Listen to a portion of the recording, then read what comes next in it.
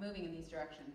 She hails from southern China, and Juan is a first-year MPH student in the Global Health concentration, again at the University of Washington. She has a passion for maternal and child health, and she'll share today a little bit of how that connection, both personal and professional, grew.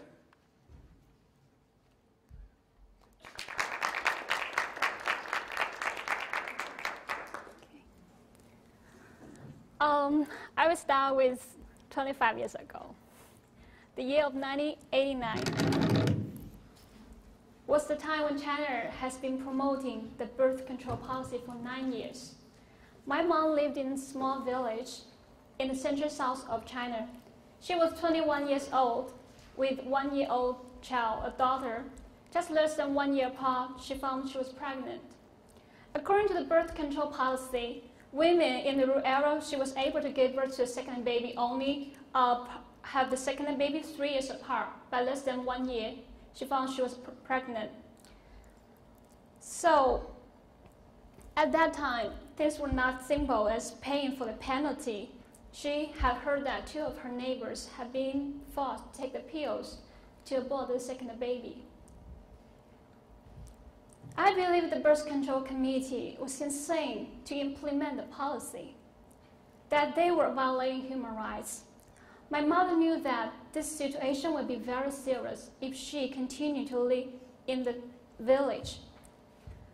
Then she made a choice. After thorough thought, she decided to run away to my grandmother's sister's house in a remote village where no one could recognize her. For many nights, she dreamed of being caught by the birth control committee. They forced her to take the pills, and she struggled. When she woke up, she found it was just a dream. That was how she spent the last 6 months of her pregnancy, of her second baby. Finally, she gave birth to a second baby safely. She said she would never forget that spring festival that year. Well, after she went back to the village where my father lives, the birth control committee came to the house immediately and asked for a large amount of penalty. They had to borrow money from the relatives to pay for the penalty, and they had very little food to go through that year's spring festival. However, she said, at least I had 2 kids. The 2 kids, I'm one, the first one. Another one is my little brother. In 2012, I'm 23 years old, just like Justin. I attended one of the top 10 universities in China and studied public health as an undergraduate student. People will think that public health related to clinical medicine, so my relatives always asked me to go to hospital with them. One time, I accompanied my sister-in-law to have type B ultrasonic check. She was from the rural area, 20 years old. She had a 1-year-old daughter. She brought back the results and told me she was pregnant.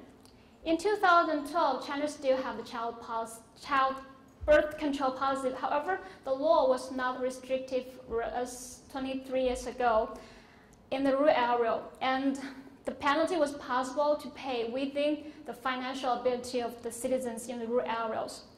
I asked her why not waiting for another 3 years to have a second baby. She told me that she wanted to raise 2 kids together and she really wanted a son. I said to her, it's illegal to test gender. What if it's not a daughter? I know where I can find the illegal clinic to test gender. If it is another daughter, I will abort it. Her answer totally shocked me. I tried to persuade her that 2 daughters would be the same as 1 daughter and 1 son. Why bother to care if it is son or daughter?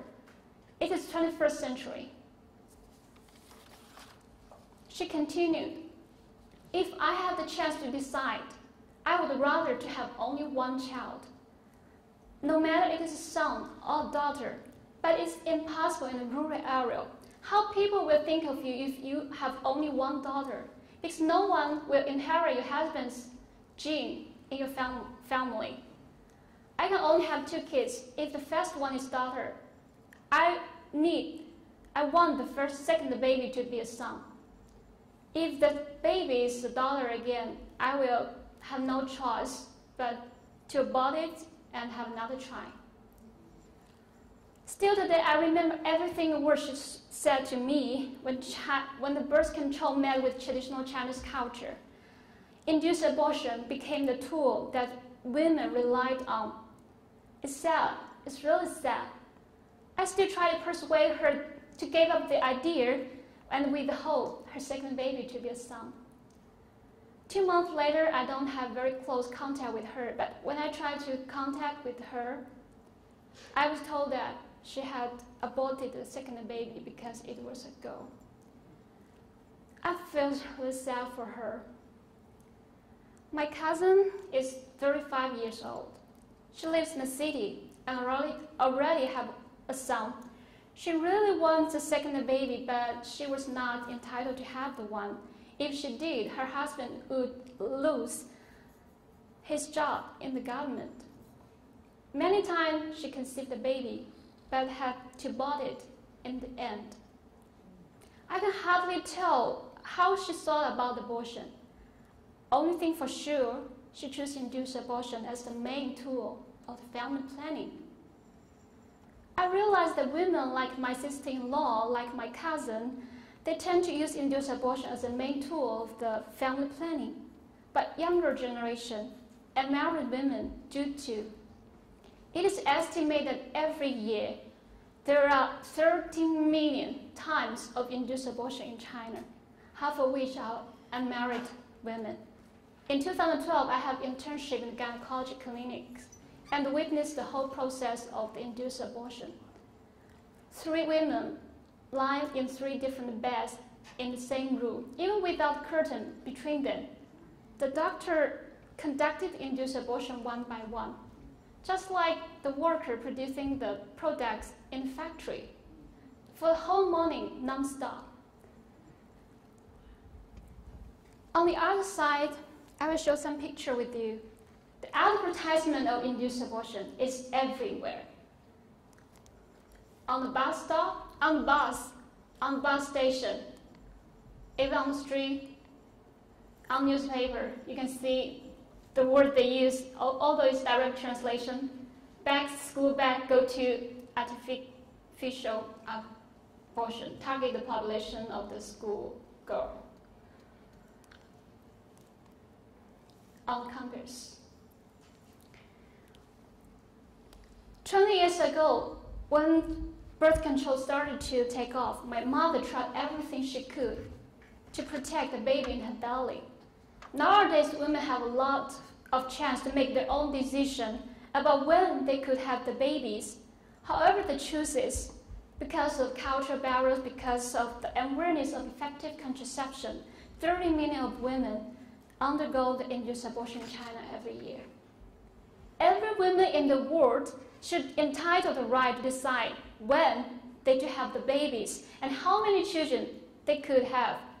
Due to the exploding population growth in China, China has to implement birth control policy. However, for the younger generation, especially unmarried women, not enough education about contraception is conducted. It's not available, it's not accessible. At the same time, easily accessible, the induced abortion clinic try to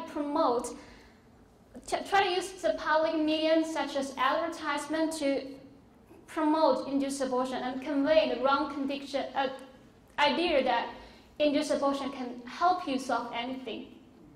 If I have the chance, I would encourage the government to promote pre-marriage contraception education and strengthen the post-marriage contraception education.